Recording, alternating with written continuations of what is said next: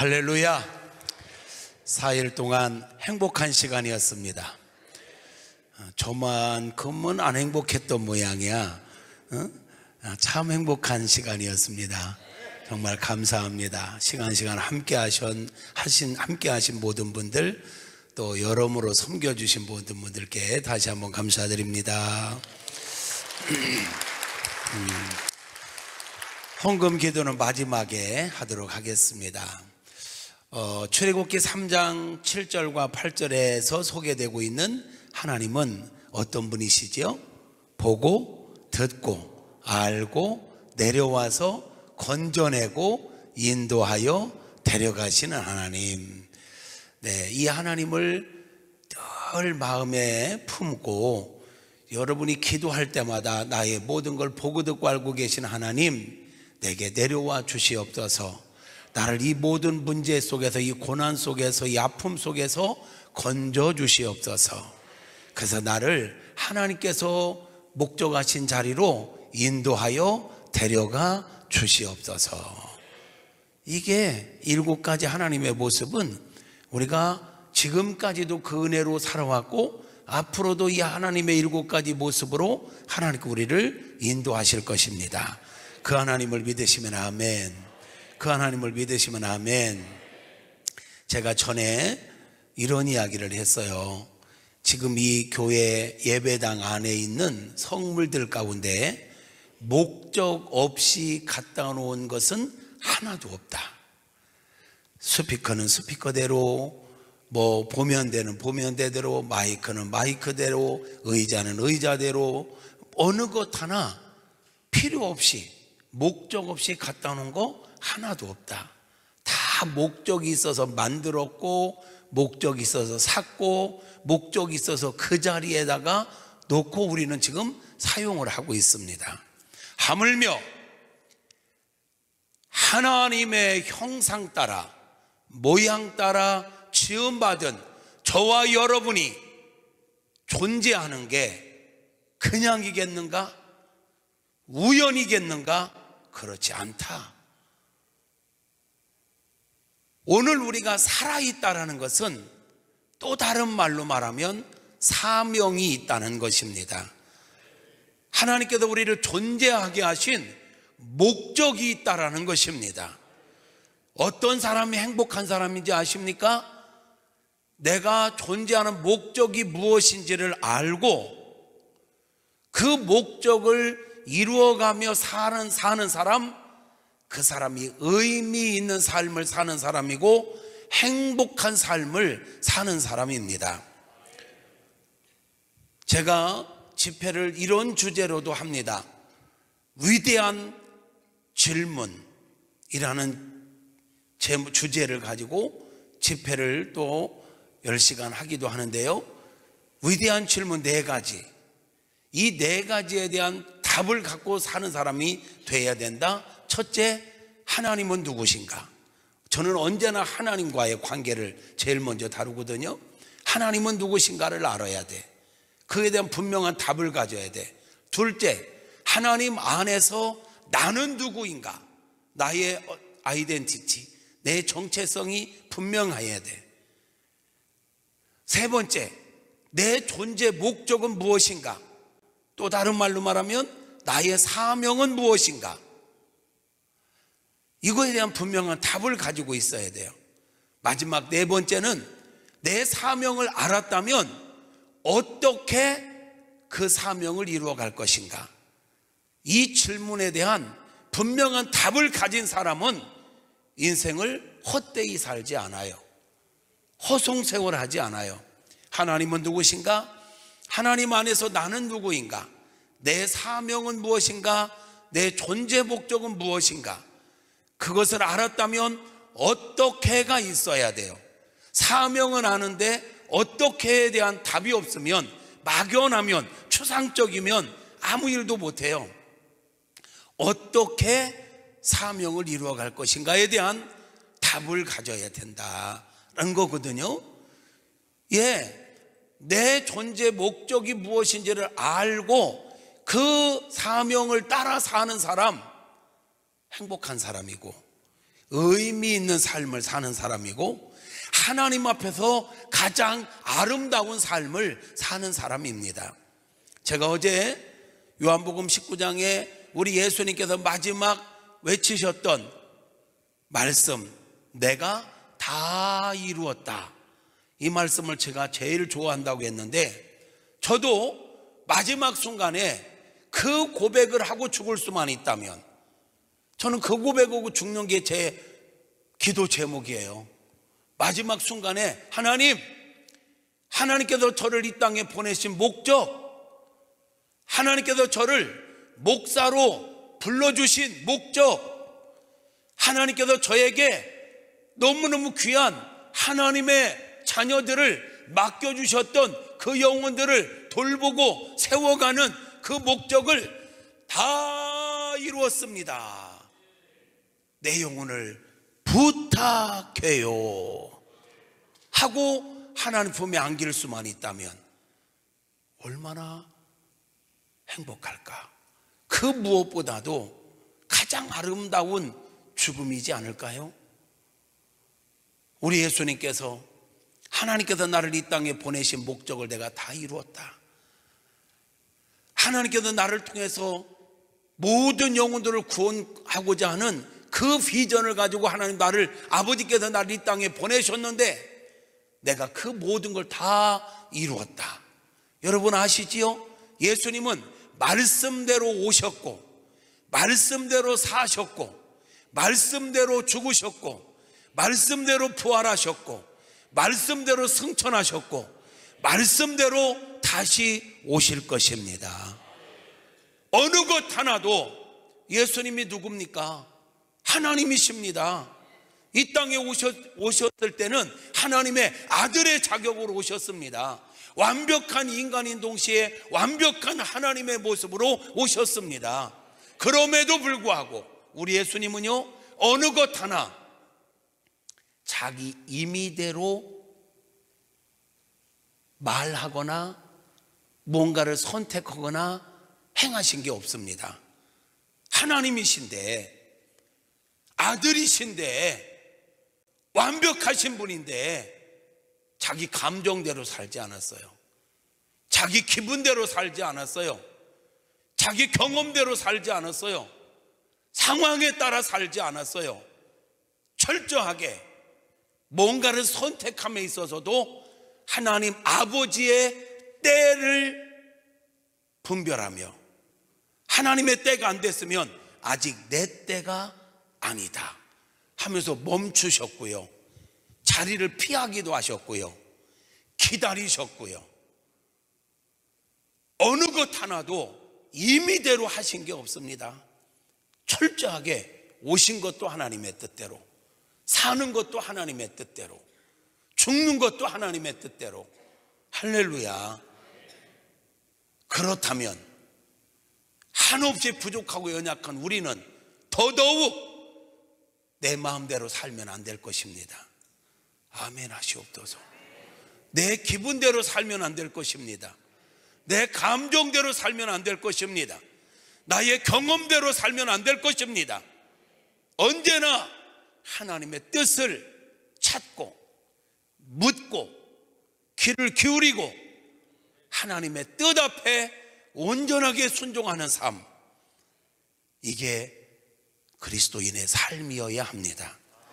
저와 여러분의 삶이어야 하는 것입니다. 여러분, 사랑하는 우리 사랑의 동산교회 성도 여러분, 여러분은 오늘 하루를 삶에 있어서 얼마나 하나님의 뜻에 민감하게 반응하며 사셨습니까? 하나님의 뜻을 생각지도 않고 그저 시대의 흐름에 따라, 상황에 따라, 분위기에 따라, 내 감정에 따라, 육신의 정욕에 따라 그저 그렇게 하루를 살지는 않으셨는지요? 오늘 이 밤에 우리 주님이 오신다면, 이 모습 이대로 우리가 주님을 만난다면 괜찮겠습니까? 지금 이 모습 이대로 주님을 만나 뵈어도 괜찮겠느냐고 묻고 있는 것입니다. 지금까지 살아온 것처럼 앞으로도 그대로, 그 모습 그대로 살아도 괜찮겠습니까? 지금까지 신앙생활 한 것처럼 앞으로도 그대로만 신앙생활 하다가 주님 만나도 괜찮겠느냐고 묻는 것입니다. 혹 이 모습으로는 아닌 것 같아. 이 모습으로 다시 오시는 주님을 만나는 건 아닌 것 같대 라고 생각이 되는 부분이 있다면 미루지 마시고 결단하시기를 바랍니다.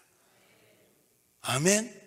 어느 때까지 결단만 하고 실천하지 않겠습니까? 책 제목 가운데 이런 책 제목이 있습니다. 바보는 매일같이 결단만 한다.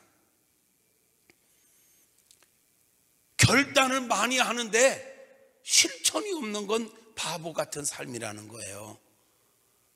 우리 그리스도인들이 설교를 들을 때마다, 은혜를 받을 때마다 회개도 하고 결단도 합니다. 근데 삶 속에서 말씀을 살아내는 사람들은 많지 않습니다. 여러분, 이스라엘 백성들이 애굽에서 나오는 것은 순식간에 나왔습니다. 그런데 오랫동안 애굽화되어 있던 그들의 생각, 습관, 경험, 이 모든 것들을 끊어내는 데는 광야 훈련학교에 들어가서 40년을 훈련받는데도 이게 잘 안 끊어졌습니다. 뭔가 기적을 경험하고 나면 깨닫는 듯 하는데 조금 지나면, 하루 이틀 지나면 도루묵이 되는 거야. 홍해바다를 건너는 어마무시한 기적을 경험했다면 저와 여러분의 생각으로 우리가 그 홍해바다가 갈라지는 경험을 했더라면, 여러분 한번 상상해봐. 홍해바다가 갈라졌고 거기를 걸어서 이스라엘 백성들이 건넜지 않습니까? 그때 광경을 한번 생각하면서 그 감격스러움을 한번 표정으로 표현해 보시옵소서. 시작. 목사님,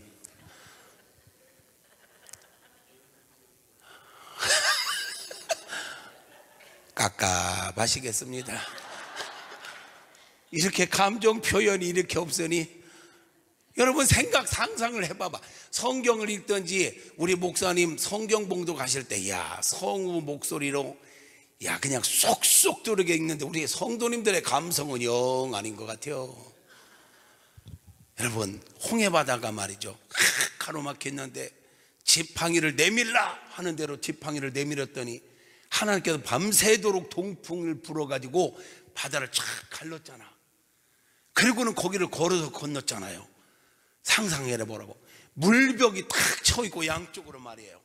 거기를 건널 때 양쪽에는 홍해바다 안에 살던 물고기들이 얼마나 많았겠냐고 막 꼬리를 치면서, 이야, 하나님께서 물을 가르셔서 너희는 복된 자로다 막 하지 않았겠냐고. 그때 막 이러면서 건넜겠지. 그 정도의 기적을 경험했다면 죽을 때까지 어떤 어려움이 와도 안 흔들릴 것 같아. 그렇죠? 아멘. 자기들은 그런 홍해바다가 갈라지는 것만 못한 그런 기적들을, 못한 기적만 경험했나. 우리 장로님, 제가 볼 때 장로님이 예수님을 믿고 장로가 된 건 홍해바다가 갈라진 것보다 더 큰 기적이요. 진짜요. 그래도 홍해바다 갈라진 것이 그렇게 안 놀래지. 하여튼 천국에 가면 다 주댕이만 뛰어다닐 거래. 예수 믿는 사람 말은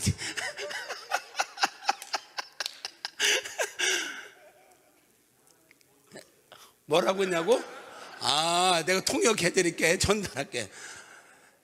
자기가 예수 믿은 게 너무나 큰 기적이라 홍해바다가 갈라진 게 놀랍지가 않대. 아, 저쪽도 못 들었구나. 아이고. 근데 쟤 보니까 우리 장로님만 그러겠어? 여러분 다 마찬가지요. 내가 여기 와서 딱 느끼는 거 하나. 야, 우리 사랑의 동산께 다 한 성깔 아는 사람들 여기 다 모인 것 같아. 에? 여러분들 그렇게 느끼죠? 다 짰어? 아이고, 가재는 개편이라고 자기들 또 교회라고 또 아니래네. 아니기는 내가 그렇다는데 뭐. 아이고, 다 한 성깔 하는데도 불구하고 이렇게 평안한 건 그래도 권사님이 속이 좋아서 그래요. 누구인들 뭐 성질 낼 줄 몰라서 성질 안 내남? 그지? 나도 성질 낼 줄 알아. 나도 화낼 줄 알아.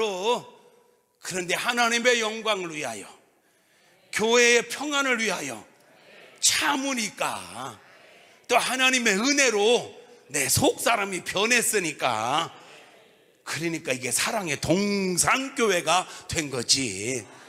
원래는 저나 여러분이나 뭐 이분이 홍해바다 갈라진 것보다 더 기적이라니까. 이분이 여기 앉아서 아이고 설교 들을 때마다 이렇게 애기처럼 순수하게 막 이러면서 웃는 거 보면, 야, 대한민국 장로님들 무게 얼마나 잡는데. 근데 여기는 무게 하나도 안 잡는 것 같아. 원래 무게가 안 나가나? 무게 나가는 이 장로님 무게 잡어 안 잡어? 안 잡어요? 나는 뭐 안 잡는다고 하면 안 잡는 줄 아는데 담임 목사님한테 물어봐야 돼.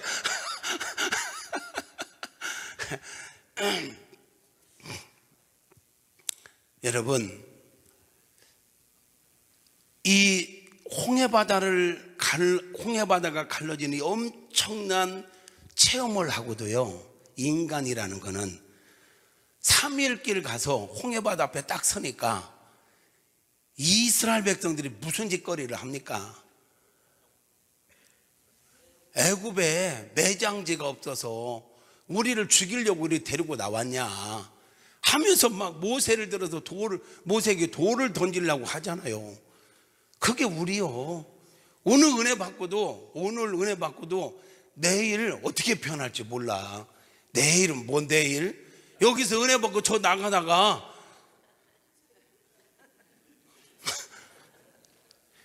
누가 차 뒤에 딱 막아놓고 안 빼면, 어떤 새끼가 이거다 차 이렇게 주차해놓고 차를 안 빼는 거야? 이렇게 하는 사람 있어요? 이때. 그러니 성질이 그거는 어디에나 있구나. 여기서 은혜 받고 막 할렐루야 하고도 누가 성질 건드리면 보면요, 자존심이 건드려질 때 그거를 잘 참는 사람 진짜 성숙한 사람이야. 자녀의 문제가 건드려졌는데 참는 사람 성숙한 사람이야. 믿음이 있노라 하고 직분이 있노라 해도 자존심이 건드려지면 장로고 나발은 언제나 따르더만 은혜고 나발이고 일단은 저질러 놓고 봐. 회개거리가 없어 회개거리 만드냐고 그러는지. 하여튼 이 성질들 좀 죽여야 돼. 어쨌든 여러분, 오늘 하루를 사는 데 있어서 정말 성도답게 살았는가, 내 기분대로 내 감정대로 살지는 않았는가, 우리를 늘 점검하면서 살아야 할 것입니다. 여러분, 우리는 이 땅에 분명한 사명을 가지고 사는 존재들입니다. 다시 말하면 우리가 목적 없이 지금 존재하지 않아요. 하나님은 손해보지 않아요. 하나님은 실수하지 않으세요. 하나님께서 우리를 살려두신 것은 어제 우리를 데려가시지 않고, 오늘 낮 시간에 우리를 데려가지 않고, 오늘 이 시간에 살려주시고 이 말씀을 듣게 하셨다는 것은 우리를 통해서 하시고 싶은 일이 있다는 거예요. 그걸 보고 저는 우리를 통한 하나님의 비전이라고 말하고 싶은 거야. 또 다른 말로는 사명. 사람은 언제 죽느냐면 사명이 끝나면 죽어요. 사람이 병들어서 죽는 것 같지만 아니에요. 사고로 죽는 것 같지만 아니에요. 생사의 결정권은 하나님께 있습니다. 믿으면 아멘. 그러면 생사의 결정권자 되신 우리 하나님께서 우리를 살려주신 것은 실수로 살려주신 게 아니라 할 일이 있기 때문에 살려주신 거야. 그거를 알고 그 하나님의 뜻에 합당하게 살아가는 저와 여러분이 되어야 한다라는 거예요. 모세를 봐봐요. 모세 나이 120세나 기력이 쇠하지 않고 눈이 흐리지 아니하였더라. 그렇죠? 그런데 사명 끝나니까 하나님께서 모세를 데려가셨어요. 그러니까 그가 기력이 없어서 죽은 게 아니라니까. 수명이 다해서 죽은 게 아니라니까. 사명이 끝나니까 하나님 데려가시잖아요. 이 말을 바꿔 말하면 하나님께서 나를 아직 안 데려가신 것은 내가 할 일이 있다라는 거라고. 그 할 일을 발견하시기를 바랍니다. 그 사명을 발견하시고 그 사명을 이루어가는 일에 여러분 올인할 수 있기를 축복합니다. 그 어떤 일보다도 우선순위에 사명을 이루는데 우선순위를 두고 살아가시기를 축복합니다. 제가 확신하기는 하나님은 때마다 시마다 일하는 원칙이 사람을 통해서 일하신다 했죠. 또 하나 교회를 통해서 일하십니다. 뭐를 통해서? 하나님께서 직접 만드신 공동체는요, 첫째 가정입니다. 아멘. 하나님 친히 만드신 공동체 가정이에요. 두 번째 교회입니다. 하나님께서는 가정의 비전을 주십니다. 가정을 통해서 하나님은 일하기를 원하시는 거예요. 할렐루야. 가정이 세워질지어다. 가정이 세워질지어다. 믿음의 명문 가문들이 될지어다. 할렐루야. 여러분 대보다 여러분 자녀 손대가 우리 하나님을 더 잘 경외하는 은혜가 있기를 축복합니다. 하나님은 가정을 세우셨고 가정을 통해서 하나님의 나라 이루어가기를 원하세요. 가정 복음화에 승리하셔야 돼요. 밖에서 우리가 아무리 유명해져도 가정을 바르게 세우지 못하면 의미 없어요.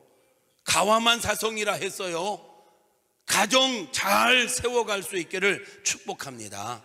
두 번째 교회입니다. 교회. 하나님의 비전은 교회에 있습니다. 여러분 아멘. 교회의 비전이 있어요. 그러므로 여러분 모든 신앙생활의 핵심은 교회를 중심으로. 어디를? 그럼요. 밖으로 도는 것보다 교회 일도 제대로 못하면서 밖으로 도는 옳지 않음. 교회 중심. 할렐루야. 그리고 교회 중심인데 교회에 또 하나의 원칙이 있어요. 때마다 시마다 하나님은 담임 목회자를 세우실 때 그 목사님에게 주신 은사가 있어. 뭐가 있다고요? 하나님께서는 목사를 그냥 부르시지 않는다니까요. 하나님의 비전을 이루어갈 수 있도록 철저하게 준비시켜서 은사를 줘가지고 담임 목회자로 세운단 말이에요. 아멘입니까? 그러므로 교회는 철저하게 담임 목사님 중심. 누구 중심? 담임 목사님 중심. 그리고 우리 성도님들은요, 담임 목사님의 동역자로 하나님이 붙여주신 거야. 뭐라고요? 하나님께서 담임 목사님을 통해서 하나님의 나라를 이루어 가시려고 비전을 주셨고 그 비전을 이루어 가도록 은사를 주셨고 그 은사를 가진 자를 여기에 담임 목사로 세우셨고 그 담임 목사님과 동역하여 하나님의 비전을 이루어 가도록 그 시대에 우리 성도님들을 붙여주신 겁니다. 그래서 저희 교회는 우리 성도님들이 기도할 때 늘 빼놓지 않고 기도하는 게 있어요. 하나님, 우리 담임 목사님의 신실한 동역자가 되게 하여 주시옵소서. 이게 우리 성도님들이 늘 기도의 제목 1호예요. 우리 담임 목사님의 동역자가 되게 하옵소서. 우리 가정이 우리 목사님의 동역자가 되게 하여 주시옵소서. 이게 정말 중요한 거거든요. 목사님과 한 마음 되는 것, 목사님과 사모님과 한 원팀이 되는 것, 그 원팀이 돼서 목사님을 통한 하나님의 비전을 이루어가는 일에 여러분이 동역자가 되라고 다양한 은사자들을 장로님, 권사님, 집사님 다 이렇게 붙여준 거예요. 아멘입니까? 그래서 교회는요, 철저하게 담임 목사님 중심으로 모두가 한 마음 돼서, 그러므로 제가 어제 그제 그랬죠? 교회는 똑부와 똑개와 멍부와 멍개가 있다 그랬지. 여기서 똑똑하고 부지런하다라는 것은 첫째, 하나님의 뜻을 바르게 분별하는 사람이라 그랬어. 두 번째로는 목사님의 목회 철학, 목회 방향, 이거를 정확하게 파악해야 돼. 우리 부교역자들, 우리 장로님들, 목사님의 목회 철학을 정확하게 읽고 목사님 뭘 원하는지를 알고 그 일에 철저하게 동역할 때 그 교회가 부흥할 것이고 평안할 것이고 승리할 줄로 믿습니다. 따라서 합시다. 교회 비전이 나의 비전 되게 하옵소서. 교회 비전이 우리 가정의 비전이 되게 하옵소서. 목사님의 비전이 나의 비전 되게 하옵소서. 목사님의 비전이 우리 가정의 비전이 되게 하옵소서. 네, 이게 정확해야 돼요. 그래야 성도님들이 병들지 않고요, 허탄한 거에 이게 에너지 낭비하지 않고요, 깔끔한 담백한 신앙생활을 할 수 있게 되는 것입니다. 지금까지도 잘 해오셨겠지만 조금 전에도 원리 목사님 인사드렸거든요. 원리 목사님, 담임 목사님 중심으로 철저하게 하나 되도록 한다고. 너무 멋지시잖아요. 당신이 여기까지라고. 너무 멋지잖아. 우리 사랑하는 성도님들, 지금까지 잘 해오셨지만 앞으로 더 잘할 수 있기를 바랍니다. 앞으로 우리 목사님 뭘 원하는지 탁 캐치해서 거기에 여러분이 시간의 동역자, 아멘해, 물질의 동역자, 은사의 동역자, 목사님 뭔가 하고자 할 때 사람이 없어서 일 못하는 일이 없도록, 아멘. 돈이 없어서 일 제한받는 일이 없도록, 목사님 그 일에 제가 동역하겠습니다, 제가 동역하겠습니다, 아멘 좀 하시옵소서, 아멘 좀 하시옵소서. 그러면서 나서면 이 지역 익산시 성시와의 우리 사랑의 동산교회가 중심에 설 줄로 믿습니다. 하나님께서 그 일을 위하여 우리 교회를 96년 전에 세우셨고 여기까지 인도하셨으니 이 시대를 살아가는 여러분들이 그 주인공의 역할을 잘 감당해야 할 것입니다. 지금 당회실에서 차 한잔 마시면서 거기 사진이 있더라고. 이 건물 짓고 나서 그때 당시에 계셨던 우리 장로님들 이렇게 사진 찍은 게 있더라고요. 장로님들의 얼굴보다 제게 눈에 들어왔던 건 장로님들 뒤에 있는 소나무가 눈에 들어왔어. 소나무를 보면서 순간 들었던 생각이 있어.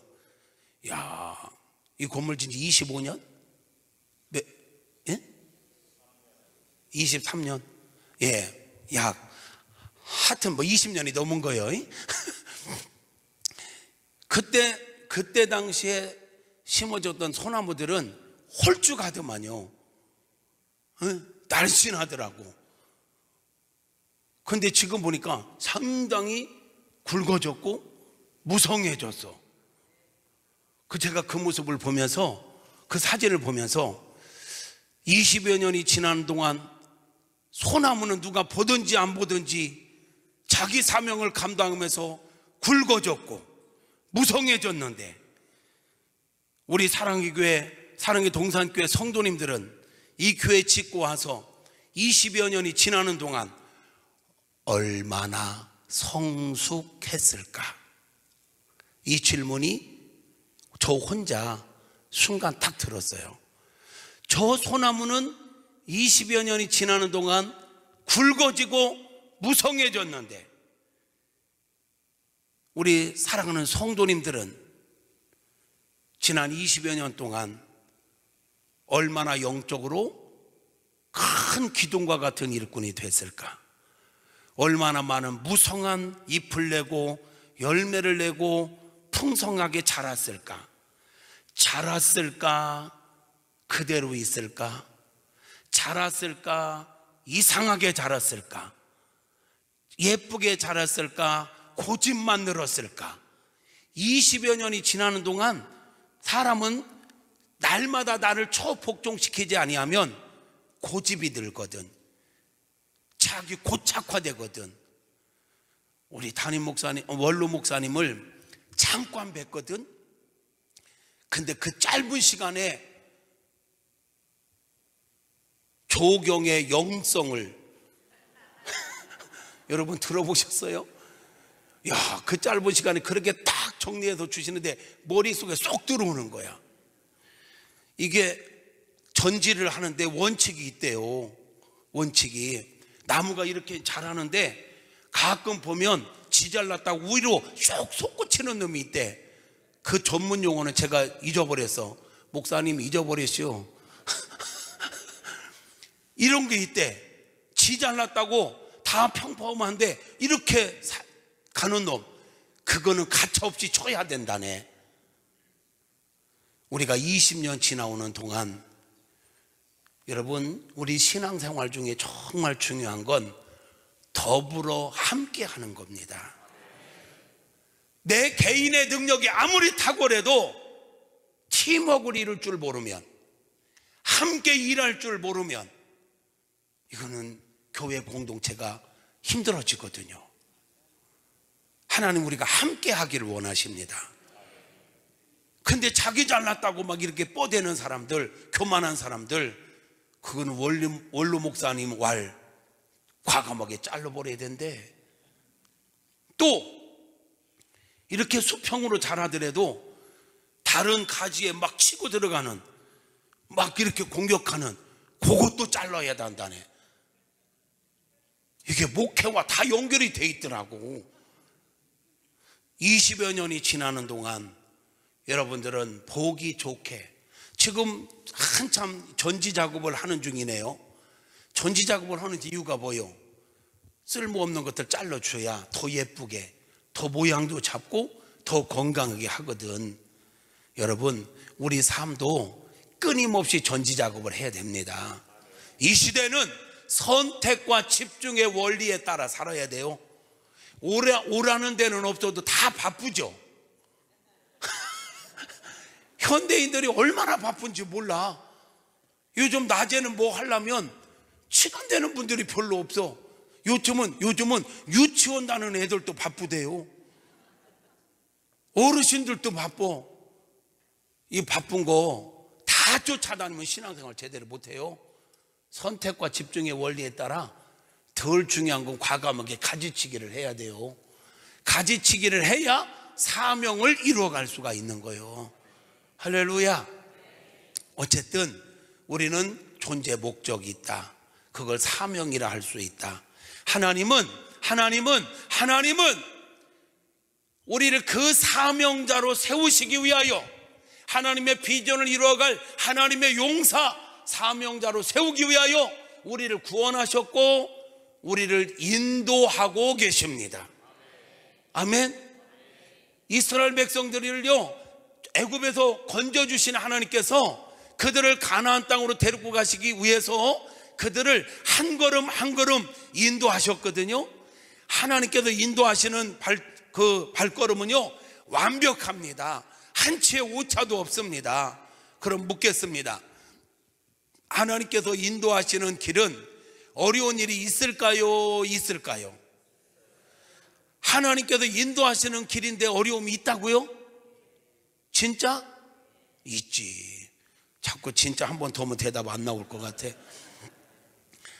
하나님께서 인도하시는 길에도 때로는 내 생각과 다르게 어떤 어려움이 있을 수 있습니다. 그러나 묻겠습니다. 내 생각이 옳아요? 하나님 생각이 옳아요? 여러분의 인생이 내가 원하는 대로 됐으면 좋겠어요? 하나님께서 원하시는 대로 됐으면 좋겠어요? 진짜? 진짜? 자꾸 대답 못하는 분이 많아지네. 우리가 이론적으로는 내가 원하는 것보다 하나님께서 원하시는 대로 사는 게 더 좋다라고 얘기는 해. 그런데 살면서 내가 원하는 대로 안 되면 성질 나 그래요. 내가 원하는 대로 안 되면 성질 나. 그게 반복되면 삐지기도 해. 안 오는 사람도 있지. 그렇지만 대체적으로는, 그런데 우리가 다시 한번 생각해야 돼. 내가 원하는 대로 안 돼도, 내가 생각했던 대로 안 돼도, 하나님의 인도 받고 간다고 갔는데 어려움을 만나도 우리는 어떤 상황에서도 하나님의 인도를 진짜로 믿는다면 믿음으로 반응해야 돼요. 믿음으로 반응해야 돼요. 믿음으로 반응한다는 건, 믿음으로 반응한다는 게 뭘까? 이래도 저래도 이래도 저래도, 내가 원하는 대로 안 돼도, 어려운 일을 만나도, 문제 만나면 감사헌금 하기로 했지? 그렇지. 그게 믿음으로 반응하는 거예요. 내가 원하는 대로, 내가 기도한 대로 안 됐다고 삐지고 원망하는 게 아니라, 내가 원하는 대로 안 돼도 나를 사랑하시는 하나님, 나의 모든 걸 보고 듣고 알고 계시는 하나님, 합력하여 선을 이루시는 하나님, 실수하지 않는 하나님, 그 하나님께서 나를 가장 좋은 길로 인도하고 있다라는 믿음을 가지고, 아멘. 내가 다 이해할 수 없어도, 하나님의 계획을 다 깨닫지 못해도 일단은 감사하고 보는 거예요. 내가 다 몰라도 하나님은 더 좋은 길로 인도하고 계세요. 지금도 하나님의 열심히 우리를 가장 선한 길로 인도하고 계시면 믿으면 아멘. 믿으면 아멘. 그럼 그래서 하나님은 언제나 찬양받기 합당하신 분이에요. 하나님의 선택은 언제나 베스트예요. 하나님의 선택은 언제나 최고입니다. 하나님의 선하심과 인자하심이 정녕 나를 따르리니. 그러므로 우리는 믿음으로 반응하며 산다는 건 어떤 상황에서도 감사하며 사는 거예요. 어떤 상황에서도 성실하게 사는 거야. 왜 나에게 이런 어려운 일이 왔는지 몰라. 이 어려움이 언제 끝날지도 몰라. 하나님의 계획이 뭔지도 몰라. 나를 통한 비전은 있다는데 그 계획이 뭔지 구체적으로는 모르겠어. 괜찮아. 모르면요, 매일 매순간 믿음을 가지고 현재 나에게 주어진 상황 속에서 최선을 다하며 사는 것, 그게 믿음으로 반응하는 거예요. 요셉이 그랬어요. 하나님께서 꿈을 꾸게 하셨어. 이건 분명히 요셉을 통해서 이루고자 하는 하나님의 비전이었어. 하나님께서 쓰시겠다는 비전은 알겠어, 요셉이. 그런데 언제 어떤 모습으로 자기를 높이고 자기를 쓰실지는 몰라. 하나님 안 알려주셨어. 그냥 우리 생각 같아서는 요셉에게 좀 기띔을 해주셨더라면 얼마나 좋았을까. 요셉아, 네 형제들이 너 팔 거거든. 실망하지 마. 내가 함께 할 거야. 너 보디발의 집으로 갈 거거든. 거기서 유혹을 받을 때 네 거절해도 나도 안 구해줄 거거든. 뭐 이런 거 다 알려줬더라면, 좀 견디다 보면 애굽의 총리가 될 거야, 이랬더라면 훨씬 편했을걸. 그런데 진짜로 편했을까? 그거 알았으면 인생이 재미가 없지. 다 인생은요, 모르기 때문에 재미있는 거예요. 한 치 앞을 모르기 때문에. 여러분, 드라마 재방송 보면 재미있어 없어? 아유, 재방송 봐도 재미있슈 하는 사람도 있어.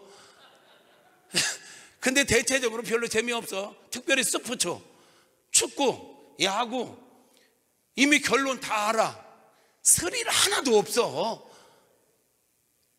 후반전 몇 분에 골 들어간다는 거 알면요, 그 전에 아무리 막 그냥 기술을 부려도 저건 안 들어가. 재미없어. 우리 인생을, 미래를 이미 다 하나님께서 알려주신다면 재미 하나도 없을걸. 앞길을 모르기 때문에 긴장도 하고 기도도 하고. 할렐루야. 그러니까 하나님 안 알려주신 거예요. 안 알려주셨지만 여러분, 요셉의 삶을 보면 마치 하나님께 버림받은 인생 같아. 하나님 없는 것 같아. 한 번도 찾아와 주지도 않아.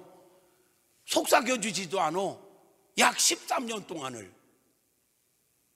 그런데 성경에서는 이렇게 표현해. 여호와께서 요셉과 함께 하심으로 요셉이 형통한 자가 되었더라. 이거 약 올리는 거예요, 뭐요? 우리가 생각하는 형통은 잘 되는 거잖아. 근데 요셉이 지금 잘 돼. 꿈꿨다가 형들에게 미움받고 팔려갔는데, 죽도록 고생하는데 성경은 이렇게 말한다니까. 여호와께서 요셉과 함께 하심으로 요셉이 형통한 자가 되었더라. 아니, 하나님이 함께 하시면 왜 팔려가게 냅두냐고. 이걸 고개 끄덕이면 안 돼. 이건 내 생각이요. 하나님 팔려가게 놔두셨잖아.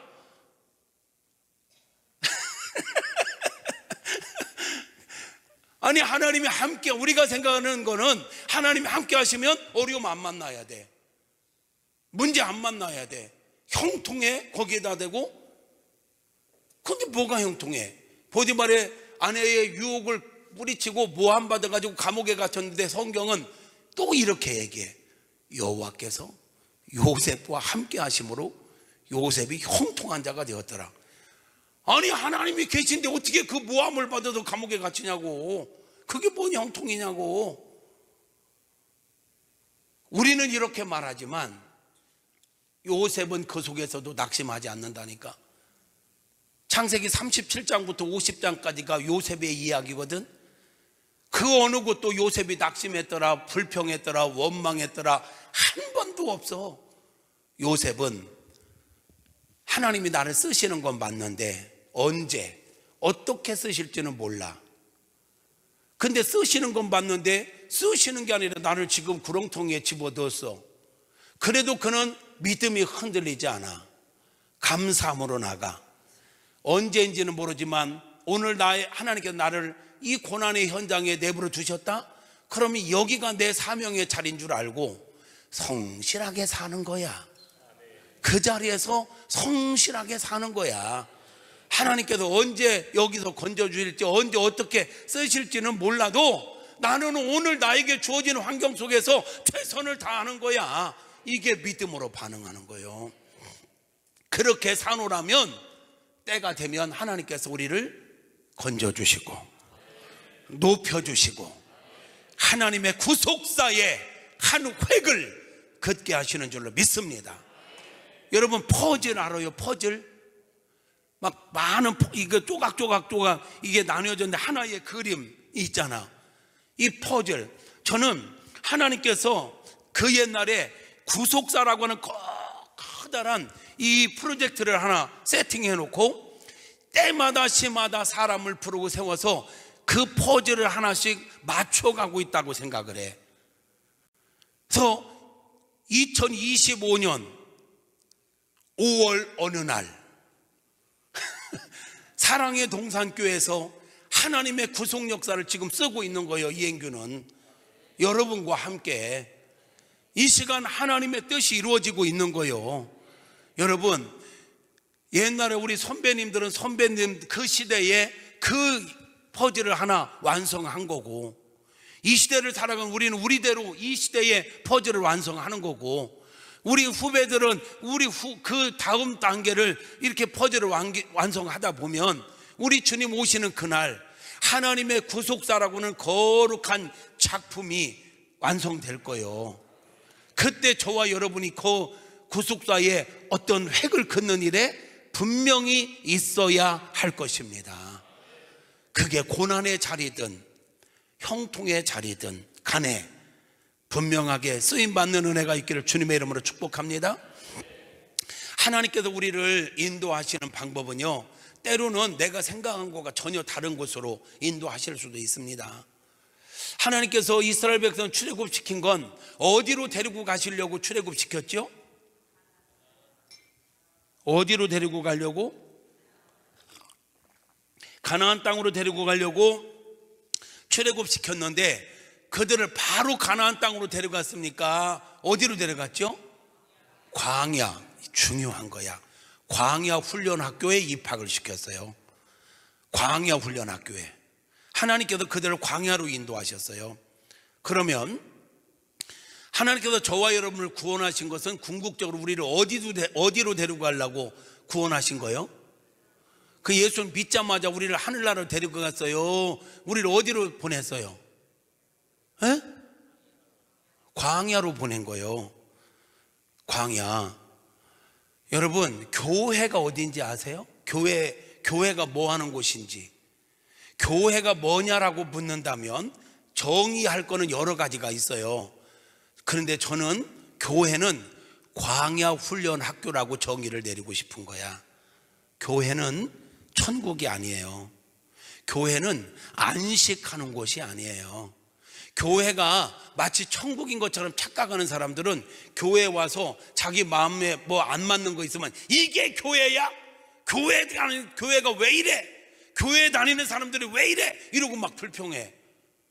여러분, 교회는요 천사들이 모여있는 곳이 아니에요. 완벽한 사람들이 모여있는 곳이 아니에요. 교회는요 죄인들이 모여있는 곳이에요. 미안해요. 감옥은 재수 없는 사람들이 모여있는 곳이요. 재수 없어서 끌려가지고 거기 갔다고 하잖아. 뭔 말인가 모르면 패스. 근데 교회는 죄인들만 모여서 너도 나도 다 죄인이래. 아이고 잘못했어요 하나님. 하나님 나 용서해 주세요. 다 이렇게 회개 기도하는 사람들만 교회에 있잖아. 그러니까 교회는 어떤 사람들이 모인 곳이요? 죄인들이 모인 곳에 뭘 기대해. 교회는 천국이 아니라고. 교회는 안식하는 곳이 아니라고. 교회는 훈련받는 곳이요. 교회는 광야 훈련 학교요. 날 것 그대로였던 우리를 말씀으로 다듬으시고, 기도할 때 다듬으시고, 은혜 베풀어서 다듬어 주신단 말이에요. 지금 밖에만 천지작업하는 게 아니요, 이번 주 이행규 목사를 통해서 여러분의 심령을 지금 전지하고 있는 거예요. 어떻게 잘 잘리고 있는가 모르겠어. 잘못된 것들, 잘못된 생각들, 잘못된 신앙관들 다듬어야 되는 거죠. 그래서 우리가 디모데서에 보니까 말씀과 기도로 거룩하여지니라. 우리는 광야 훈련학교에서 우리를 날마다 복종시키고 있는 거예요. 여러분, 오늘 설교 제목이 인도하여 데려가시는 하나님이거든요. 데려가시는 하나님을 먼저 할게. 인도하시는 하나님 조금 멈추고, 데려가시는 하나님은 출애굽기 25장부터 40장까지요. 오늘 집에 갈 사람 마요. 지금 13장부터 40장까지 해야 돼. 13장부터 24장까지가 인도하시는 하나님이고 25장부터 40장까지가 데려가시는 하나님이요. 그러니까 오늘 아예 그냥 날 셉시다. 나는 오늘 끝나고 가면 이제 끝이요. 내일 새벽에 나오든 안 나오든 나는 몰라. 다 얘기할 수는 없고 핵심만 얘기할게. 25장부터 40장까지는 뭐에 관해서 소개하고 있느냐면 성막에 대해서 이야기하는 거예요. 성막을 지어라. 성막의 설계도, 성막을 어떻게 만들어야 되는지, 성막에 쓰는 도구는 뭔지, 기구는 뭔지, 성막에서 일하는 제사장을 세우고 제사장 입을 옷은 뭔지, 뭐 이런 성막에 관한 것들을 이야기하는 게 25장부터 40장까지예요. 그러면 성막은 뭐 하는 곳이지요? 하나님을 만나는 곳. 뭐라고요? 100점. 어떻게 이렇게 잘 알아? 성막은 뭐 하는 곳? 하나님을 만나는 곳. 하나님을 만나는 곳. 하나님께서 이스라엘 백성들을 출애굽시켜서 인도하여서 어디로 데리고 갔냐면, 출애굽에서 그들을 최종 목적지는 가나안 땅이었는데요, 그들을 광야로 인도하셨잖아요. 광야로 인도하셔서 그들을 출애굽기 안에서는 어디로 데려갔냐면 하나님을 만나는 곳, 예배의 장소로 데려가셨어요. 하나님을 예배하고 하나님을 만나면서 죄를 용서받고 날마다 처 복종시키고 다듬어지고 하나님의 사람이 되는 훈련의 핵심 장소, 예배의 장소, 성막으로 그들을 데려가셨다고. 아멘. 데려가시는 하나님 끝. 이 끝이라는 의미를 모르시나 봐. 25장부터 40장까지 끝. 그러면 하나님께서 지금 우리를 구원해서 천국 데려가시기 전에 우리를 인생의 광야 훈련학교로 입학시켰는데, 결국 우리를 최종 목적지 천국 갈 때까지 우리를 계속 만나주시고 훈련시키는 장소, 교회로 우리를 인도하셨어. 그 교회 중에서도 예배를 그래서 우리가 귀하게 여기는 거야. 인생은 하나님을 만나야 사는 거거든. 하나님을 만나 하나님의 음성을 듣고 죄를 용서받고 문제가 있으면 아뢰고 응답받고 이래야 사는 거거든. 그러니 우리에게 교회를 주신 것은 은혜인 것입니다. 교회를 귀하게 여기십시오. 예배를 허락하신 건 은혜인 것입니다. 인간이 하나님 앞에 예배 드릴 수 있다는 건 은혜 중에 은혜지요. 예배를 귀하게 여기시고 예배에 목숨을 거는 저와 여러분 되어지기를 예수님의 이름으로 축복합니다. 이제 거의 끝자락에 왔습니다. 하나님이 인도하십니다. 근데 하나님이 인도하시는 그 길을 때로는 우리가 이해할 수 없는 어려움을, 내 생각과 다를 수도 있고 어려움을 만날 수도 있습니다. 그러나 우리는 어떤 문제, 어떤 어려움을 만난다 할때라도 하나님을 신뢰함으로 믿음으로 반응하자. 믿음으로 반응한다는 건 감사하며 사는 거다. 믿음으로 반응한다는 건 어떤 상황에서도 성실하게 사는 거다. 그때 주어진 현장 속에서, 그 환경 속에서 최선을 다하며 사는 것이다. 그렇게 살아갈 사람만 아멘. 그렇게 살아갈 사람만 아멘. 여러분, 지금까지 우리가 여기 오늘 이 자리까지 온 게 내가 잘해서 온 거예요, 하나님의 은혜로 온 거예요? 기적의 주인공 우리 장로님, 한 장로님이시지. 한 장로님 여기까지 온 게 장로님이 잘해서 온 거예요, 은혜로 온 거예요? 아, 은혜 아니면 특송 하나 해. 은혜 아니면 살아갈 수가. 야, 할렐루야. 그냥 막 나오네. 그렇지. 호흡마저도 주의 것이니 그럼 은혜지, 은혜지. 그래서 신명기 1장 30절 이하에 보니까 이런 말씀이 있어.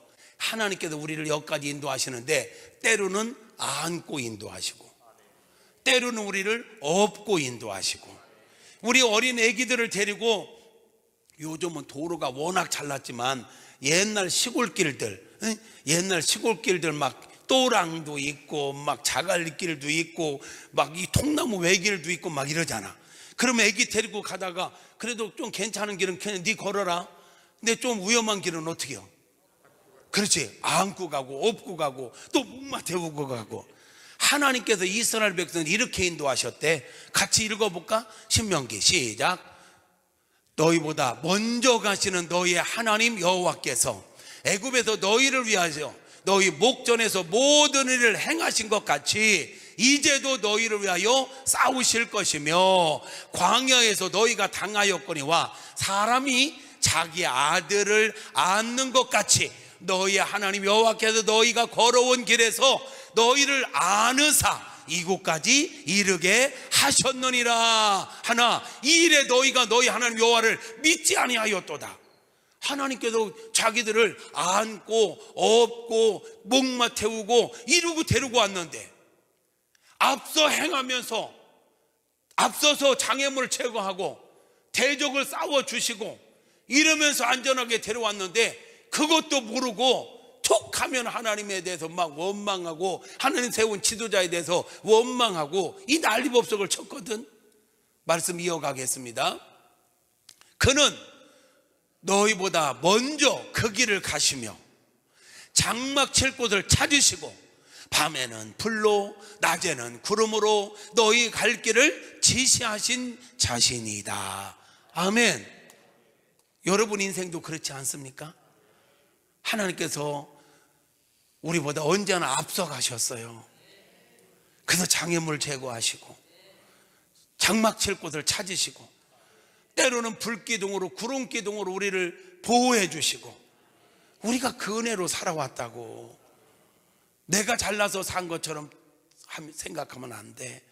정말 찬양만이 아니라 내가 은혜로 살아왔도다. 은혜로 살고 있도다. 앞으로도 우리는 은혜 아니면 살아갈 수 없도다. 그래서 우리는 하나님의 은혜 안에 거해야 하는 것입니다. 할렐루야.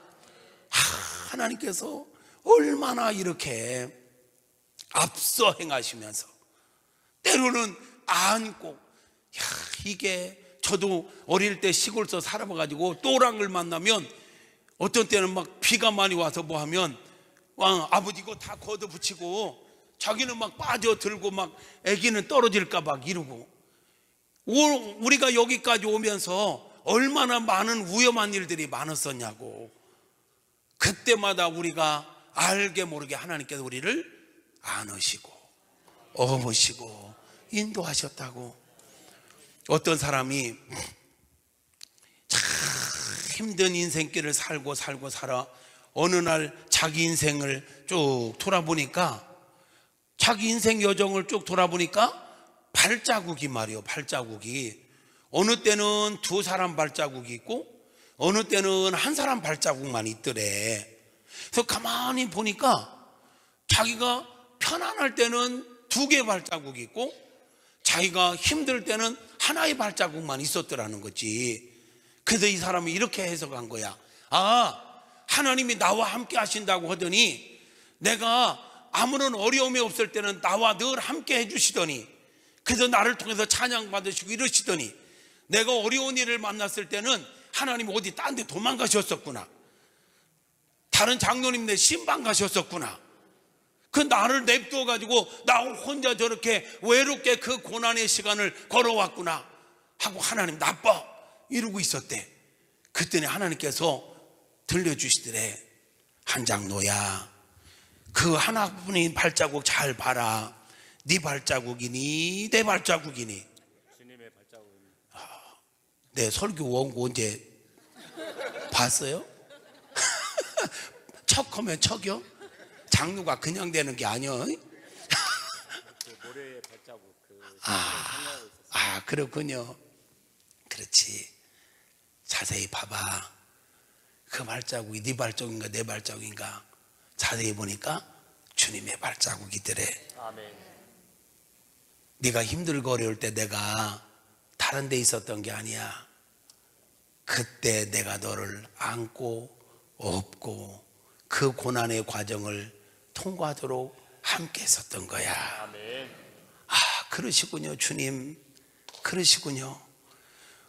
고난의 현장에는 주님이 떠나시고 나 혼자인 줄 알았더니 그 고난 속에서 내가 이기고 돌파하고 여기까지 올 수 있었던 건 주님이 나와 함께 하셨기 때문이군요. 아멘. 오늘 우리 삶이 그렇답니다, 여러분. 할렐루야. 할렐루야. 출애굽기 23장 20절부터 보면 또 이런 말씀도 있어요. 얼마나 감동적인 말씀인지요. 하나님께서 이렇게 말씀하세요. 같이요. 내가 사자를 내 앞서 보내어 길에서 너희를 보호하여 너희를 내가 예비한 곳으로 이르게 하리니 너희는 삼가 그의 목소리를 청종하고 그를 노엽게 하지 말라.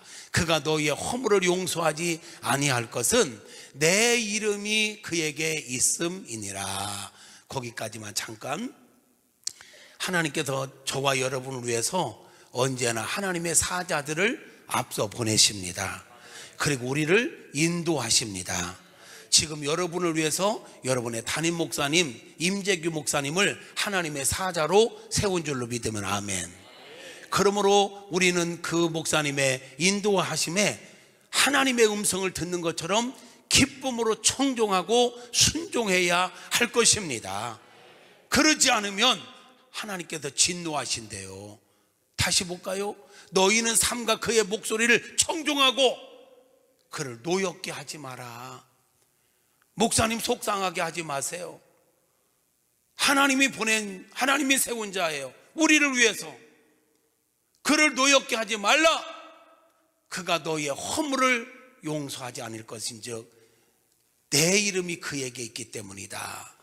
넘겨요.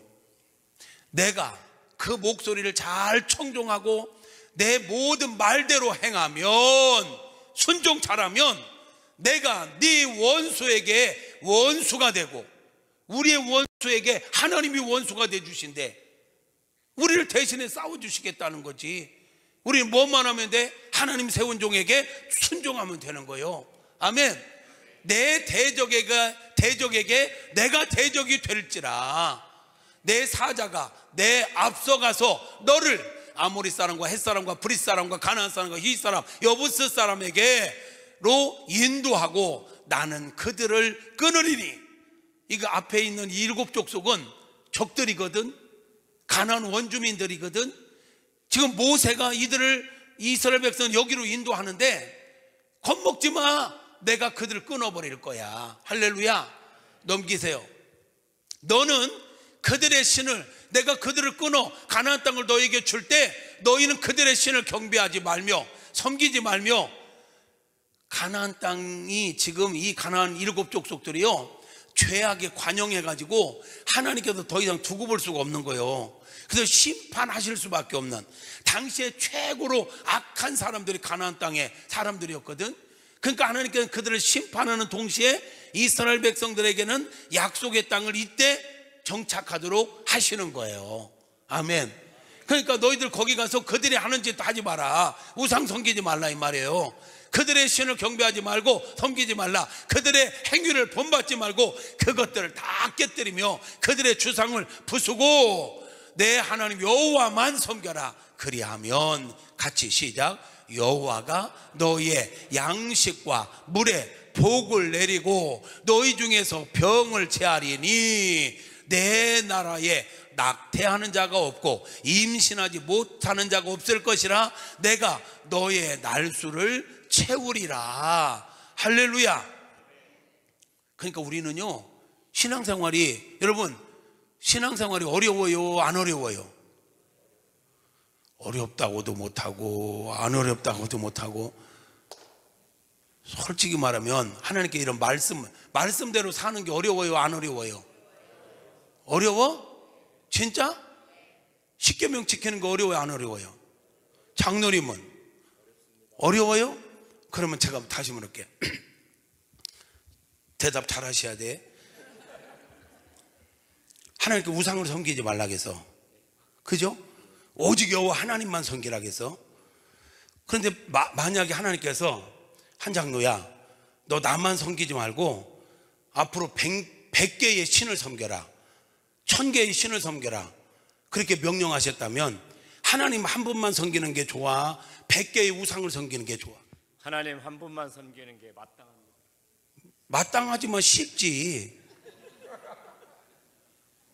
아직 몰라? 쉽지. 우상 100개 1000개 섬기지 말고 하나님 한 분만 섬기라는 게 얼마나 쉬워. 그 쉽죠? 가만히 생각하니까 쉽지.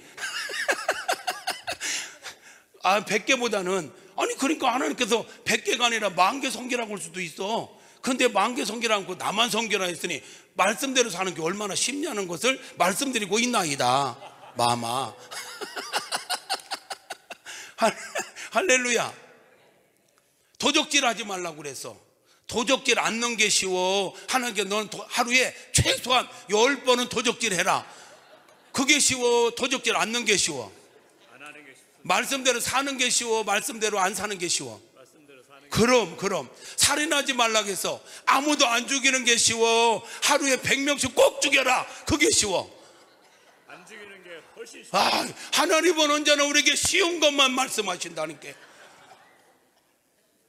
아니 사람들이 자꾸 하나님의 말씀이 어렵대, 우리가 지키기에 너무 어렵대.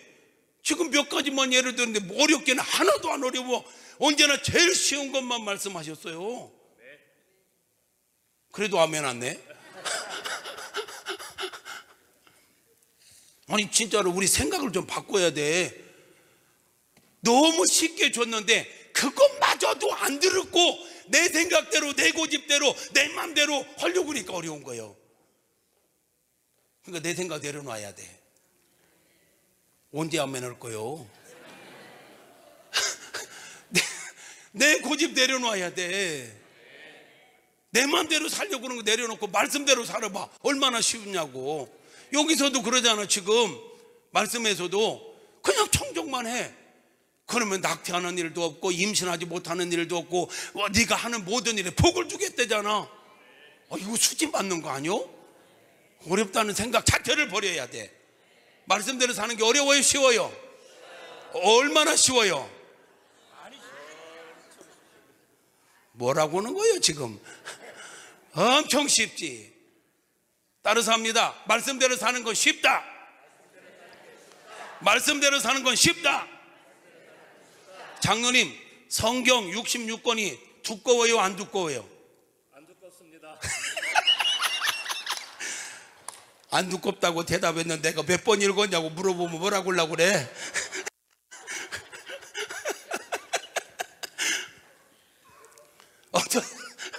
어떤 사람들은 성경이 너무 두껍대.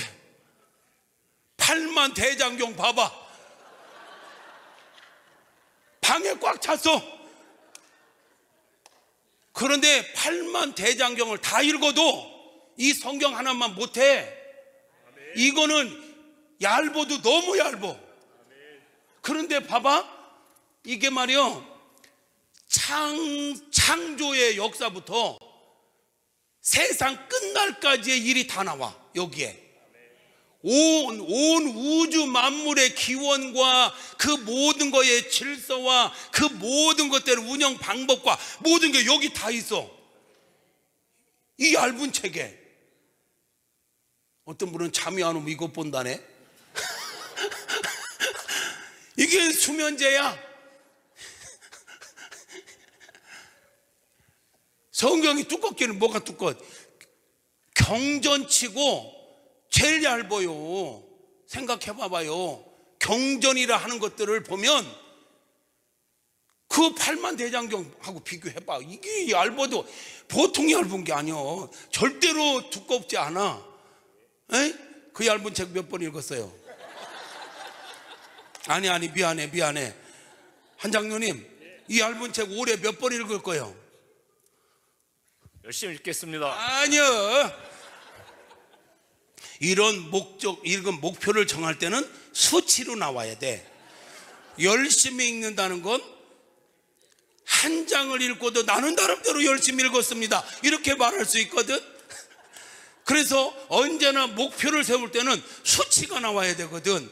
그러니까 2025년도 이제 전반기가 거의 끝나가는데 아직도 남은 기간은 많어.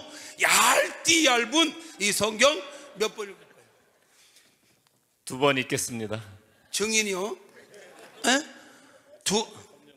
할렐루야. 우리 교회는 이렇게 남편이 성경 한 번 읽잖아? 그러면 10만 원 하고 표창장을 줘. 대예배 시간에. 그럼 2번 읽으면 20만 원. 대답해요. 예. 근데 못 읽었잖아? 더 올려주라고? 내 말 듣고 올려주라고 그래. 근데 만약에 2번을 못 읽잖아? 10배로 불어내야 돼. 20만 원 받기로 했는데 2번 못 읽잖아? 200만 원을 벌금 내야 돼. 알겠습니다. 그렇게 할 거죠? 예. 어떻게 더 올려라고 할까? 어차피 안 물을 거니까 올리시면 제가 수지니까. 아, 그래? 자신 있네. 좀 올려요. 이 남편이 성경을 2번이나 읽는다는데 얼마? 한두 개 얼마? 20만 원. 오케이. 그럼 40만 원이야. 그럼 만약에 못 읽었다, 400만 원이야. 만인이 증인이요. 할렐루야. 그대도 자유롭지 않아. 박수 치지 마. 이 얇은 성경 올해 몇 번? 지금 구약은 그럼 잠깐, 장로님 2번 읽는데 장로님보다 조금 젊지? 예, 그 몇 번? 한 번 읽겠습니다. 젊지? 장로님보다 젊지? 눈도 좋지? 몇 번? 3번 읽겠습니다. 할렐루야. 얼마 포상금 얼마? 여기 20만 원이야. 응? 3번 짜다. 좋아. 아, 좋아. 좋아. 오케이. 50만 원. 못 읽으면 500만 원이요. 목사님 확인하세요. 내 마음이요. 그들은 하든 않든 그들에게 맡기고 너는 너의 갈 길을 갈지니라. 오지 말라고? 가는 것도 내 마음이요. 사랑하는 멋지게 생긴 우리 이장로님, 얇고 얇은 이 성경 올해 몇 번 읽었겨? 2번이요. 짝꿍 어디 있어? 짝꿍? 짝꿍이구나. 2번 읽는데 얼마? 1번 읽는데 얼마? 고민하지 마요. 그 주머니나 이 주머니나 뭐 얼마 줄 거요?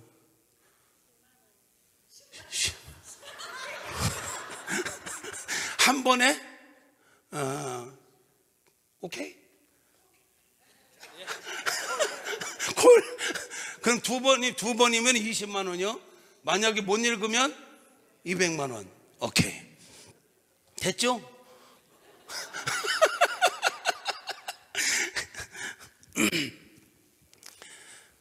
그러니까 우리가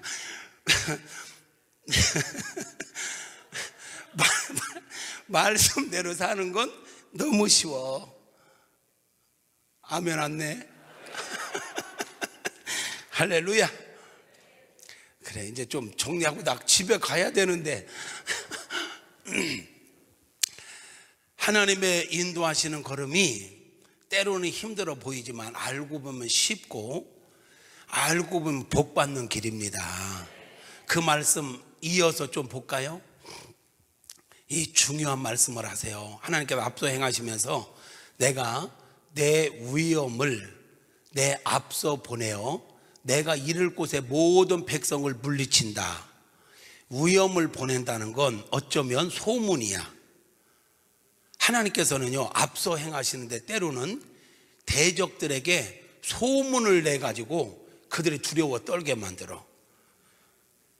여호수아서를 가면 정탐꾼들이 여리고성에 들어가 봤더니 그들이 막 소문을 듣고 감답이 녹더라 그러잖아요. 그래서 여리고 성문을 막 굳게 걸어 잠궜다고 하잖아요. 하나님께서는 미리 앞서서요, 하나님의 위엄을 막 소문을 내가지고 다 떨게 만들고 다 정복할 수 있는 길을 다 열어주신답니다. 할렐루야. 그런데 그 옛날에 가데스 바네아에서 정탐꾼들이 갔다 왔잖아요. 12명. 그때 그 10명의 부정적인 보고를 받고 안 올라갔잖아요. 그러는 바람에 38년 동안 광야 생활을 한 거잖아. 여러분, 우리 사랑하는 한장로님, 그때 이들이 가데스 바네아에서 정탐꾼 갔다 와서 그냥 여호수아와 갈렙의 말처럼 하나님 우리를 위하시면 그들 우리의 밥이다, 그 믿음을 가지고 그냥 올라갔더라면 이기도록 하나님께서 허락하셨을까요? 허락하셨을까요? 허락하셨죠. 그렇죠. 믿음이 없어가지고 생고생한 거예요. 38년 동안. 오늘날도 마찬가지인 거 아세요? 하나님께서는요, 40년이 지난 이때 여호수아를 중심으로 해서 정탐꾼들이 갔을 때 간담이 녹았다고 했는데 이미 그들이 출애굽해서부터의 모든 싸움의 상황들을 다 소문을 듣고 있었던 거야. 그래서 이들을 두려워하고 있었던 거야. 그러면 그 옛날 38년 전에도 동일하게 하나님 이미 역사하고 계셨거든. 근데 믿음으로 그냥 가면 돼. 하나님이 약속한 거잖아. 가면 되는데 미리 겁먹고 안 가버린 거예요. 그래서 생고생을 했어. 38년 동안 광야 뺑뺑이를 돌았어요. 군대에서 선착순은 충청도 사람 때문에 만들어진 거 아니요. 믿음 없는 사람들 때문에 만들어진 거예요. 광야 뺑뺑이는. 이해되면 아멘. 지금 여러분 중에 믿음으로 순종하지 않아서 뺑뺑이 도는 분들이 있어. 믿음으로 순종해야 되는데 순종하지 않아서 광야를 지금 인생의 혹한 길을 겪고 있는 분들이 있을 수 있다니까. 이제라도 깨닫고 순종하시기를 축복합니다. 말씀 넘겨요. 내가 왕벌을 내 앞에 보내리니 그 벌이 히위 족속과 가나안 족속과 헷 족속을 내 앞에서 쫓아내리라. 그러나 그 땅이 황폐하게 되므로 들짐승이 번성하여 너희를 해할까 하여 1년 안에는 그들을 내 앞에서 쫓아내지 아니하고. 다시 그 앞에 여러분, 이거 진짜 하나님이 이렇게 섬세하시다니까. 하나님께서 우염을 앞서 보내고 왕벌을 앞서 보내서 가나안 7족속을 다 멸하신대요.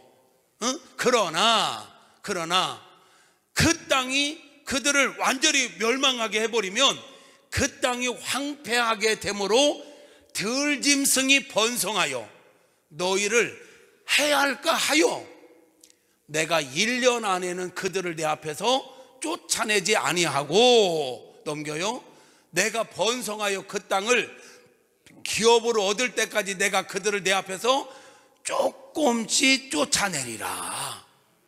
여러분, 우리는요 그냥 빨리 모든 걸 해치워버렸으면 좋겠어. 모든 걸 그냥 깔끔하게 끝내버렸으면 좋겠어.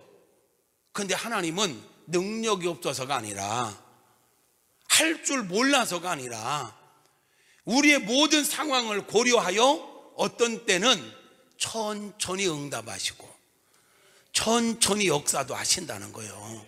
그 가나안 족속 일시에 다 몰아낼 수도 있지만 그렇게 되면 황폐하게 돼갖고 들짐승들이 들끓고 그러면 이 백성들이 해를 당할까 봐 1년 안에는 내가 그거 다 내쫓지 않고 조금씩 사람이 감당할 만큼 하나님 허락하시는 거예요. 그러니까 무조건 내 생각대로 안 된다고 삐지지 말라고, 내가 원하는 대로 안 된다고 원망하지 말고 하나님을 믿고 기다리라. 하나님을 믿고 감사하라. 나를 가장 선하게 내 기질을 하시고 내 상황을 하시는 하나님께서 가장 적당하게 선한 길로 우리를 인도하고 있으니 의심하지 말고 이래도 저래도 매사에 감사하면서 살자. 이게 믿음으로 사는 거 아니요? 저는 이 말씀 보면서 하나님께서 이렇게 섬세하시다니까, 우리를 이렇게 생각해 주신다니까. 근데 한 치 앞도 모르는 인생이 내 생각대로 안 된다고, 내 고집대로 안 된다고 얼마나 원망하고 불평하고 삐죽거리고 하는지 몰라. 시간 때문에 방송실 지도 좀 한번 보여줘. 지도. 그 PPT. 오케이. 여러분, 이 지도에서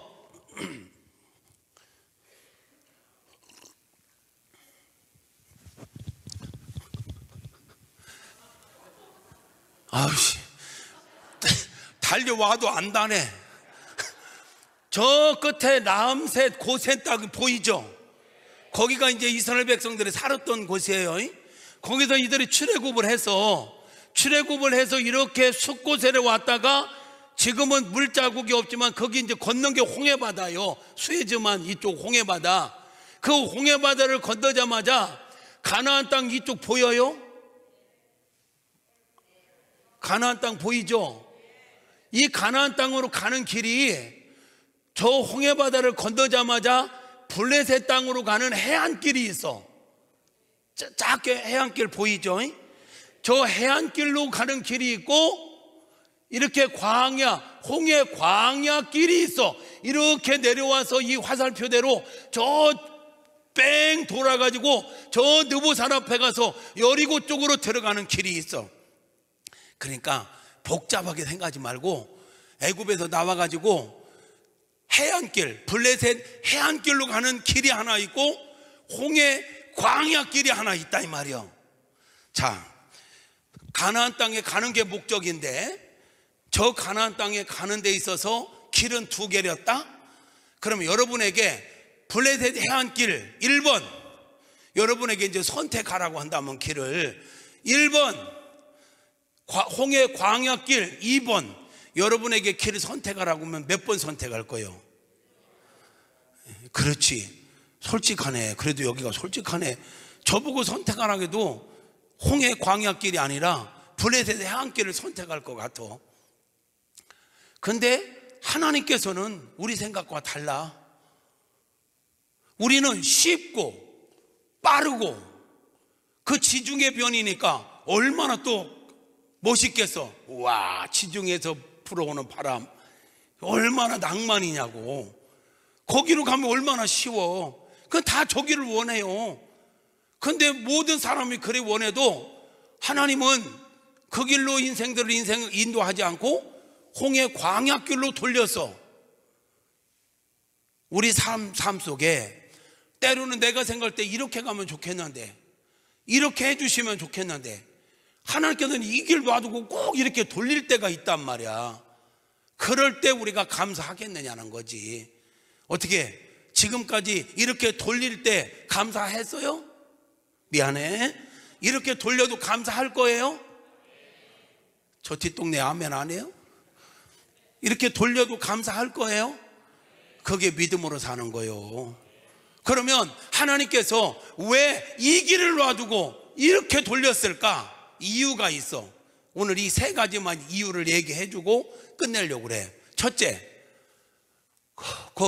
클릭해봐요. 클릭. 오케이. 아니. 그 지도 다음부터. 자, 왜 하나님께서는 홍해 광야길로 인도하셨을까? 자, 같이 읽어봐요. 시작. 여호와께서 모세에게 이르시되 내 손을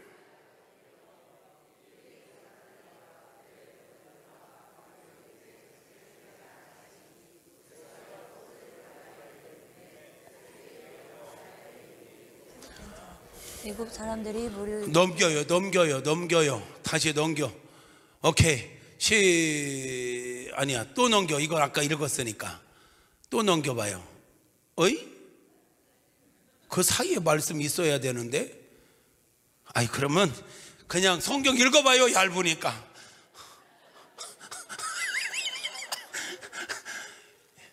얇으니 저 봐요. 출애굽기 성경 다 해도 얇은데 뭐 출애굽기 많이 읽어봐. 아멘 안 해. 왜? 그냥 설명할게요. 하나님께서 왜 블레셋 해안길로 인도하지 않고 홍해 광야길로 인도했냐면, 성경을 보면 이제 13장 14장 여기를 읽어보면 돼. 13장 14장을 읽어보면 답이 딱 나와요. 첫째, 블레셋 해안길의 길은 가까울지라도 하나님께서 그들을 홍해 광야길로 돌린 이유는 블레셋 길로 가면 블레셋 사람들이 절대로 길을 열어주지 않아요. 자기 땅을 밟고 지나간다고 해도 안 열어줘. 왜? 남자 장정만 60만 명이야.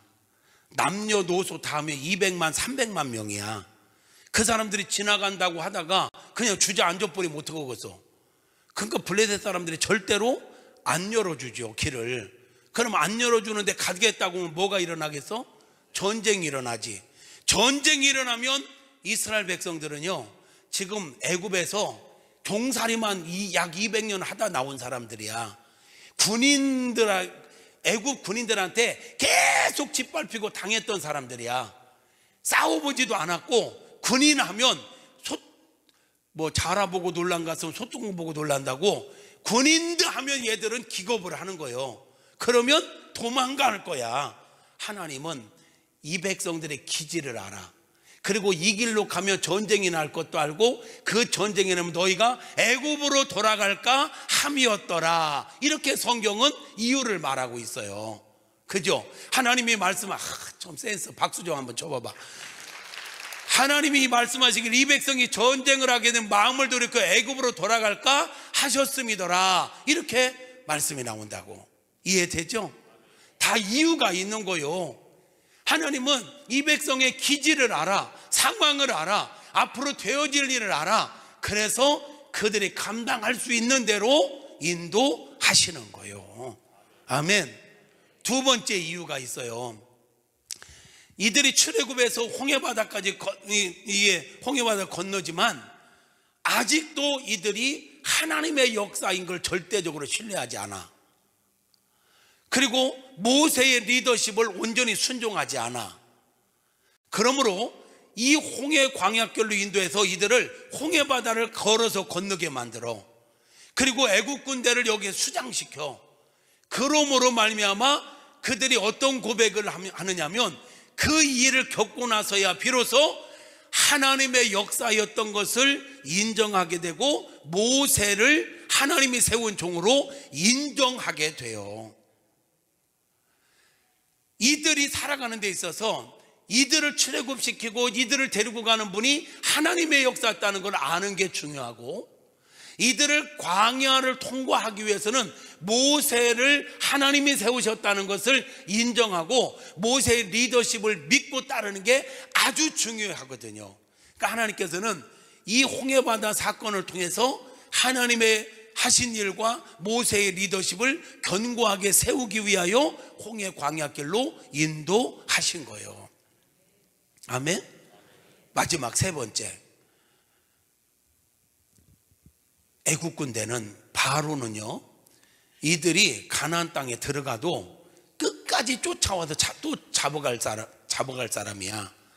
그러니까 하나님께서는, 저는 이 말씀을 읽으면 막 통쾌했는데, 한 방에 그들의 억울함을 풀어주시고 원수의 목전에서 상을 베푸시는 하나님께서 이스라엘 백성들이 지난 200년 동안 애굽에서 얼마나 짓밟혔습니까? 아기가 태어나면 죽이고, 아들이 태어나면 군인들이 와서 잡아다가 나일강에 던지는데도 찍소리 못해서 얼마나 한이 맺히고 억울했겠냐고. 그런데도 찍소리 못하고 그냥 얼떨결에 도망 나온 거예요. 근데 하나님께서 바로의 마음을 강팍하게 하사 홍해바다 앞에 있는 이들을 추격하게 만들지 병거 600승을 끌고 전 군대가 동원된 거예요. 그래서 그들을 홍해바다에 뭐 했어요? 수장시켰어요. 얼마나 통쾌했을까. 그렇게 수장시켜서 끝내기 위해서 하나님께 홍해 광야길로 인도하신 거예요. 왜요? 첫째, 그들의 원수를 갚아주신 거야. 그보다 더 중요한 거, 냅두면 이들은요 끝까지 쫓아와서 이 백성들을 괴롭힐 거거든. 그러니까 하나님께서는 아예 싹을 잘라버린 거예요. 그리고 보니 여러분, 하나님께서 블레셋 해안길이 있는 거 몰라서가 아니라 알아. 성경에도 그걸 얘기해. 그런데도 이렇게 돌린 이유가 이상과 같이 세 가지의 분명한 이유가 있어서, 그 이유를 보니까 나를 아시고 환경을 아시고 미래를 아시는 하나님께서 누구를 위해서? 이 백성들을 위해서. 누구를 위해서? 이 백성들을 위해서 그렇게 길을 돌리셨더라. 하나님은 지금도 저와 여러분을 인도하고 계시는 분입니다. 하나님께서 우리를 인도하시지만 때로는 내가 생각했던 것과 다른 환경이 펼쳐질 수 있습니다. 생각지 않았던 곳으로 우리를 인도하셔서 우리를 광야 훈련학교에 집어넣어서 훈련시키고 계실 수도 있습니다. 저도 그런 시간들이 있었고 지금도 여전히, 아마 우리 목사님도 자기가 생각했던 자리가 아니라 하나님께서 인도해서 내가 생각했던 것과 다르게 펼쳐질 수 있어. 그래도 하나님이 인도하셔서 여기까지 인도하셨고 훈련시키시고 더 놀라운 비전을 이루어가기 위해서 하나님은 지금 홍해 광야길로 인도하여 광야 훈련학교에서 저와 여러분을 훈련하고 계시는 것입니다. 훈련 잘 받읍시다. 훈련 받는 자세는 내가 이 어떤 어려움을 만나도 그 이유를 다 몰라도, 그 끝을 다 몰라도 믿음으로 반응해야 된다는 것입니다. 신앙생활은 결국은 믿음으로 반응하는 겁니다. 하나님은 여전히 우리를 인도하고 계시고, 아멘. 하나님 우리를 인도하고 계시고 우리는 믿음으로 반응해야 합니다. 어떤 일을 만나도 믿음으로 반응해야 합니다. 믿음으로 반응한다는 건 어떤 상황에서도 감사하는 것입니다. 어떤 상황에서도 주어진 환경 속에서 최선을 다하여 성실하게 사는 것입니다. 인내하며 사는 것입니다. 그게 믿음으로 사는 것입니다. 그렇게 믿음으로 사노라면 우리 하나님께서 우리를 가장 선한 곳으로, 가장 좋은 길로 인도하실 것입니다. 그곳으로 우리를 데려가실 것입니다. 거기에서 우리 여호와 니시의 성전가를 외치며 함께 하나님을 찬양하며 간증하는 주인공들 다 되시기를 예수님의 이름으로 축복합니다. 주님 다시 오실 때까지, 빨리 끝내고 싶은가 봐. 주님 다시 오실 때까지 흔들리지 맙시다. 우리 주님은 부활장이라고는 고린도전서 15장 58절에서 그러므로 형제들아 견실하며 흔들리지 말며 주의 일에 더욱 힘쓰는 자들이 되라. 너희 수고가 주 안에서 결코 헛되지 않은 줄을 알미니라. 우리 주님 다시 오실 때까지 이 믿음 가지고 나를 가장 좋은 길로 인도하시는 하나님을 믿는 그 믿음, 하나님은 지금도 나를 가장 선한 길로 인도하고 계신다고 하는 그 믿음 가지고 어떤 환경, 어떤 어려움을 만나도 감사하며 삽시다. 성실하게 삽시다.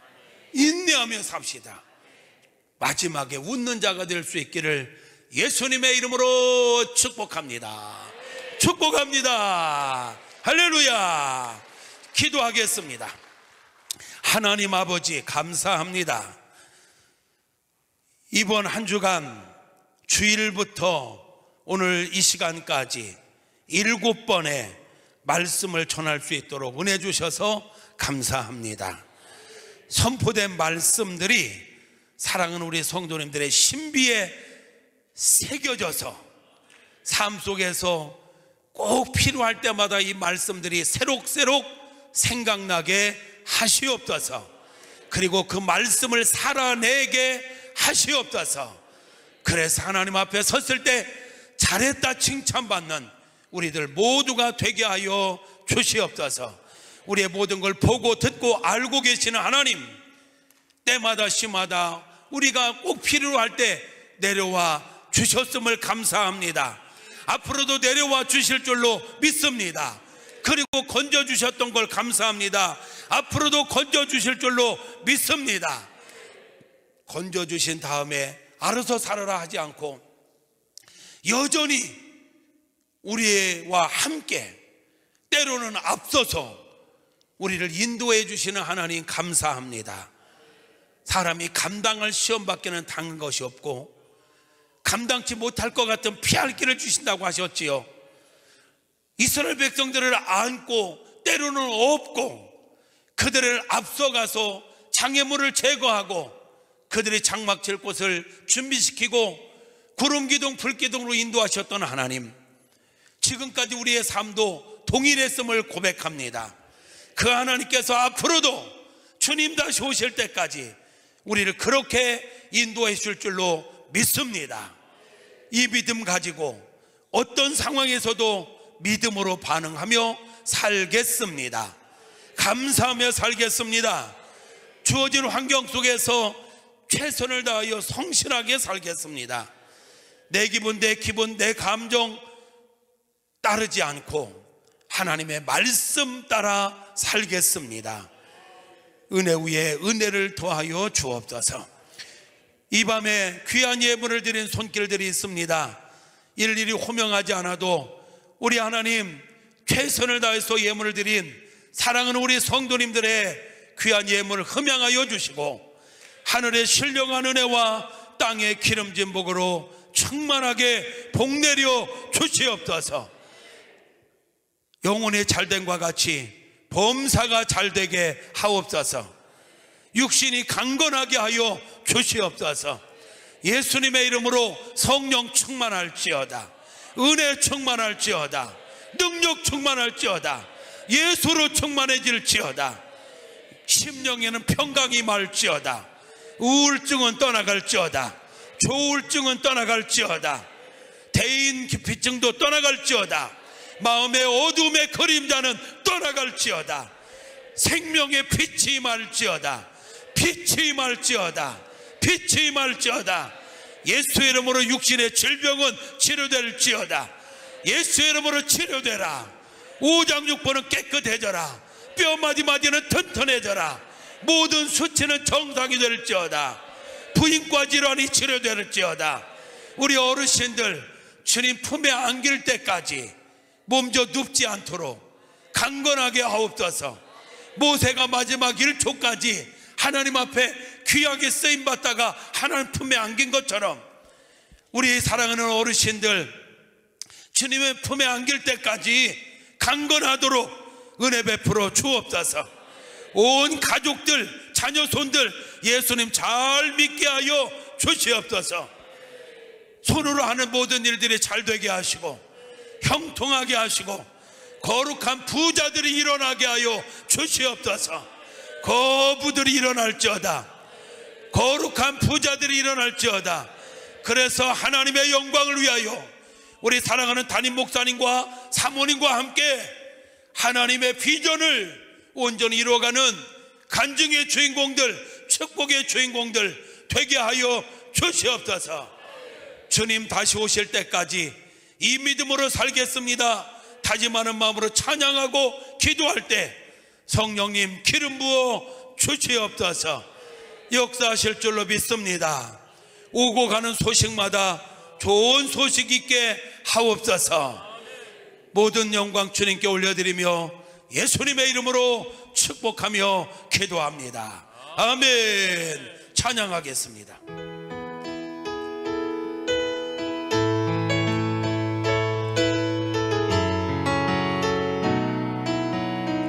주님 다시 오실 때까지 주님 다시 와이 잠깐만요. 연습이었습니다.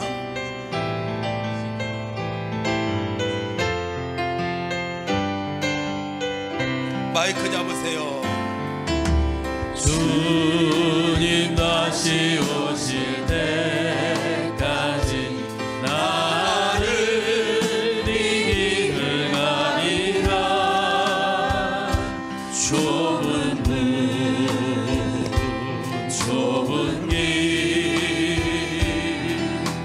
나의 십자가 지고 나의 가는 이 끝에서 나를 주님을 보리라. 영광의 내 주님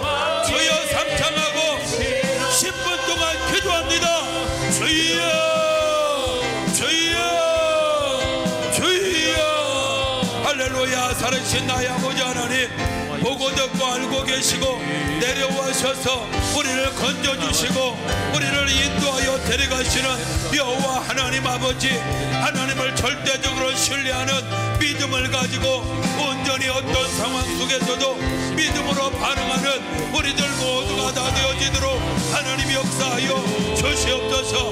부르짖어 기도하십시오. 부르짖어 기도하십시오.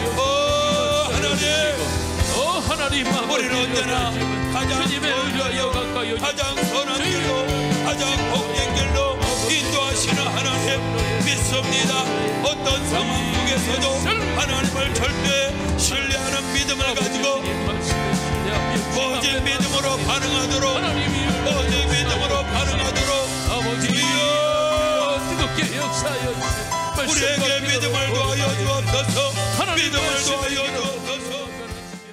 이제는 우리 주 예수 그리스도의 구속하신 은혜와 하나님 아버지의 크신 사랑과 성령님의 감화 감동 내주 교통하심이, 사랑은 우리 사랑의 동산교회와 여기에 속한 사랑하는 성도님들 심령과 가정과 삶의 현장 위에, 이 나라 민족 위에, 우리 사랑의 동산교회 비전 위에 이제부터 영원토록 함께 하시기를 축원하옵나이다. 아멘.